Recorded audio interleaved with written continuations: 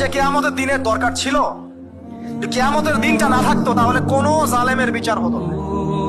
দুনিয়াতে যত জালেম পার পেয়ে গেছে এদের কোনো বিচার হতো না, আর দুনিয়াতে যত মাজলুম আজকে নিপীড়িত নির্যাতিত এদের কোনো সমাধান ন্যায় বিচার হতো না যদি কিয়ামতের মাঠ না থাকতো। তবে ওই দিনের জন্য আমরা অপেক্ষা করি, ওই দিন সবকিছুর ফয়সালা হয়ে যাবে ইনশাআল্লাহ আযজা ওয়া জাল।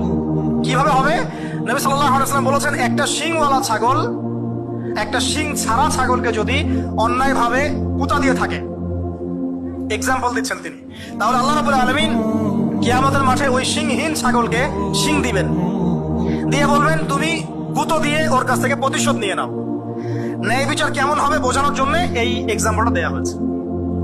বহু মানুষ দেখবেন যারা এখানে অনেক বড় বড় পদে ছিল, বড় বড় কর্তৃত্ব ক্ষমতা ছিল, কিয়ামতের মাঠে এতটুকু থাকে পিঁপড়ার মতো। স্পষ্ট হাদিস, পিঁপড়ার সমান।